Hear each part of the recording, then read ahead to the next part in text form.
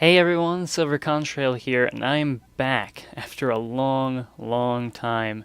I haven't done an article aftermath in a few weeks, and it's just been really busy for me lately. But it's finally decided I needed to get some stuff out there, get back into the consistent uploading. Probably won't have videos in the background for the immediate period. Right now I'm basically doing this between sessions of coding because I've got to get that done. I've got to get everything else done, studying and all this stuff. Uh, and I'm typically a pretty slow worker when it comes to these things, so that's why I'm taking a while. But, of course, we do need article aftermaths because those are really cool and people seem to enjoy them. Anyways, let's get back to what we're actually going to talk about today, which is Blackwings. Last week we talked about them uh, and how to side deck against that deck, and then I think this week we're talking about Infernity, so I'll have an article aftermath for that next week. Didn't get a whole lot of comments on this one, so it'll be kind of short, and then I'll jump to another subject. Basically, my thinking is with Blackwings, you're probably going to see this as a deck in a more local to regional settings.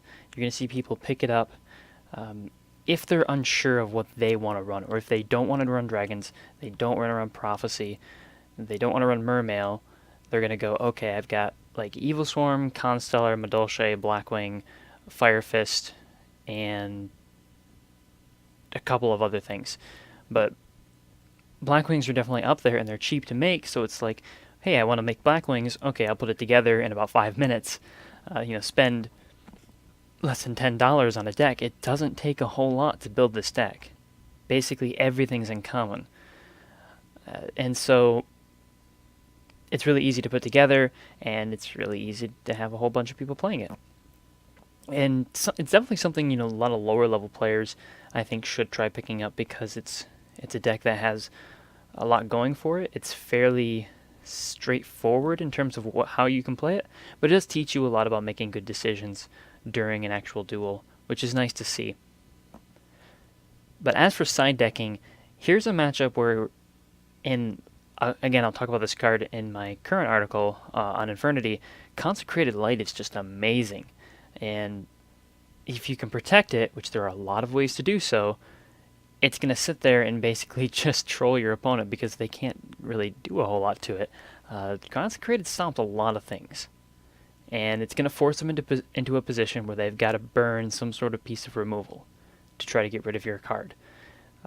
Forcing your opponent to use their removal, whether or not they get to pop an extra card thanks to Icarus or not, is usually a good thing. If you can, in any situation where you can force your opponent to do certain things, you can generally force them to do it at inopportune times.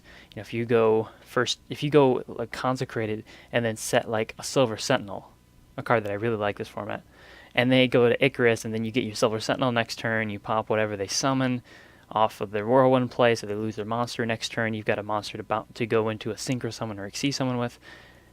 You've got a lot going for you there. And I mean, you could, they can Icarus and then try to pop whatever you have face down if it's chainable, then chain it and go from there. I think that's pretty cool. And beyond that, just forcing them to use up an Icarus. That's one less Icarus attack you have to worry about. But otherwise, Consecrated is a really solid card, and it works in a lot of strategies. It's just a really nice card to play. It's probably the only really good anti-normal summon card, maybe besides King Tiger Wangu, which nobody's really citing right now. It stops players from actually doing the normal summon, which is not something you see a whole lot of. Most of these cards are anti-special summon, stuff like Fossil Dynapacky or the Quackimero Drago. Those are going to stop light and dark special summons, or dark special summons specifically. But they're not really going to do anything to the normal summon, and especially in the case of Blackwings, where they've got that 2000 attack Sirocco that's going to get a search off of its Whirlwind. You really need to be stopping their normal summons, and that's exactly what Consecrated does, and that's exactly why it's so good. Of course, you do have to have the ability to use up that normal summon, which again, not something that everybody has access to. Not everyone can afford to just give up a normal summon.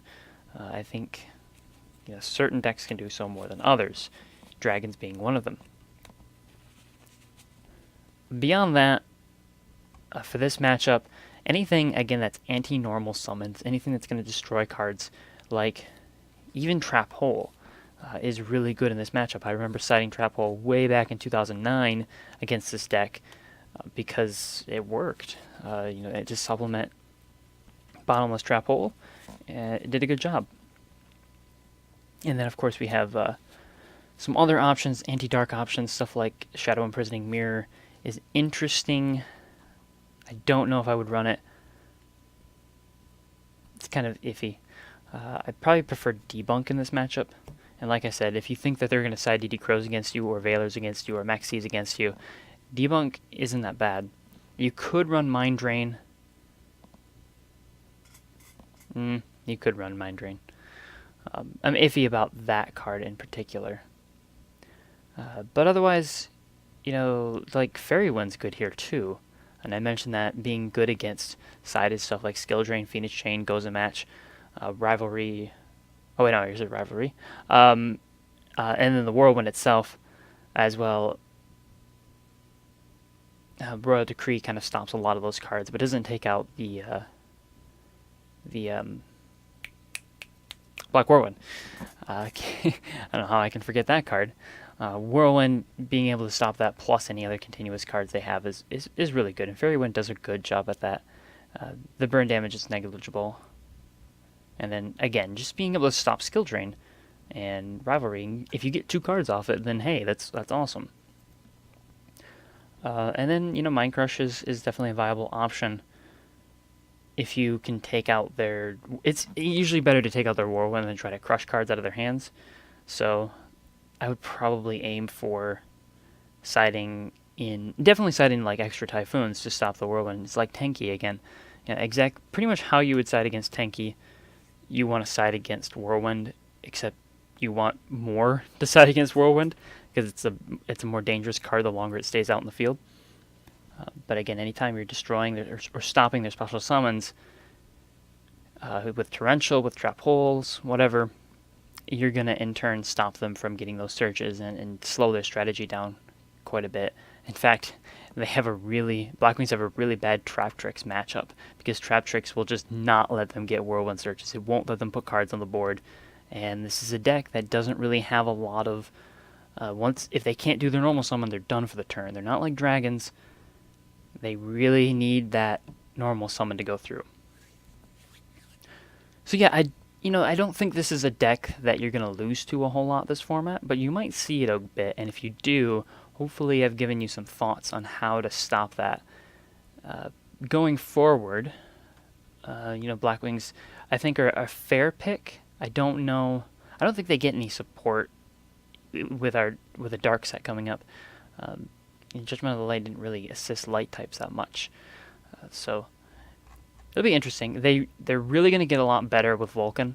It's going to make Blizzard an actually decent card. So there's that. And yeah, if DD Crow gets up in popularity, it's really nice in Blackwings, of course. So we'll see how that goes. To use up some of the remaining time we have, let's talk a little bit about, I guess, I don't really want to talk about Infernity because I'm not really doing anything with that. In fact, you know what, I'll jump to something that I'm doing right now, which is toying around with some different decks. I've been reading a bit about what players think are generally good concepts in this format. What kinds of things you really need to be doing. And one of them was you need to be able to either just get past dragons, get past spellbooks, get past the big back row decks, and dish out a lot of damage really quickly and end the game before you get into a grind game scenario. Or 2, you need to set up some really beefy defense. My thinking here is that the best grind decks in the game pretty much are dragons and spellbooks. And if you get into a grind game with those decks, you're probably going to lose, because they're going to really, really force your hand. Unfortunately, those decks being so good, they've also got a lot of capabilities for OTKing as well. Well, at least dragons do. So they're kind of all over the place. They can play as anything. And once again, with Patrick Hoban winning the ARG Open Series with his Dragunity Dragons, it's very apparent how good that deck is and how good he is with that deck too. He's doing a phenomenal job with that deck, and it's very, very, very impressive. He is absolutely on top of his game right now. Although he didn't do very well at Worlds, but whatever. I think, going right now, I'm building two different decks. I've got a Dragunity Dragon Ruler build. It doesn't run the Redox. It just runs Blasters and Tempest. It's a little bit different. Actually, it's a lot different than what you've seen so far. I'm going back and forth. I don't run 7-Star Sword either. I'm going back and forth between different ideas and different ways to build that. I don't want to just carbon copy Patrick Hoban's build. I want to do something else, something very different, and it's going to be interesting to see how that continues to evolve. And it does. Pretty much every time I play it, I end up switching out a few cards, changing things, tweaking things a little bit here, a little bit there, just testing it out. Sometimes it works, sometimes it doesn't. Little different tweaks here and there. And my build has gone from being... Initially, I tested a very similar variant to Patrick Hoban's, and then I changed it to become more Dragunity based rather than Dragon Ruler based, and I think I enjoyed that more. The other deck that I'm working on is a very defensive, deck that's based around ninjas again, because I find ninjas a really defensive archetype. They have got a lot of cool stuff. Hanzo's a really cool card. It easily gets knocked off by like Veilers and stuff, and it hurts a lot, and Typhoons hurt. But stuff like Super Transformation is really good, and it's surprising how solid that card is, even in a Dragon Ruler format, even in other formats where you've got a lot of players playing these really big, beefy cards. It's a good way to get stuff off the field if it's not an Xyz monster. And on top of that, there's some really nice targets for it, including stuff like Dark Horse, which is really strong, and then Horse level 6 as well, not being too bad of a card. And then Cast Dragon stuff I've seen some players using, which has been pretty nice in the past.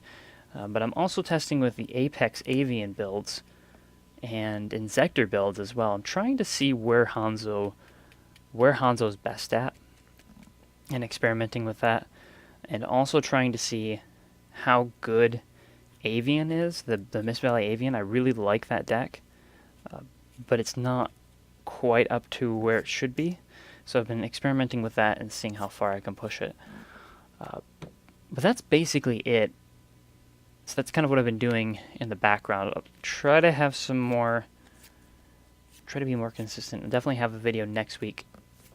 And yeah, let me know what you think. And of course, comment on my latest article and leave a comment here. Do whatever it takes. I'm going to go back to breeding bees in Minecraft. So until next time then.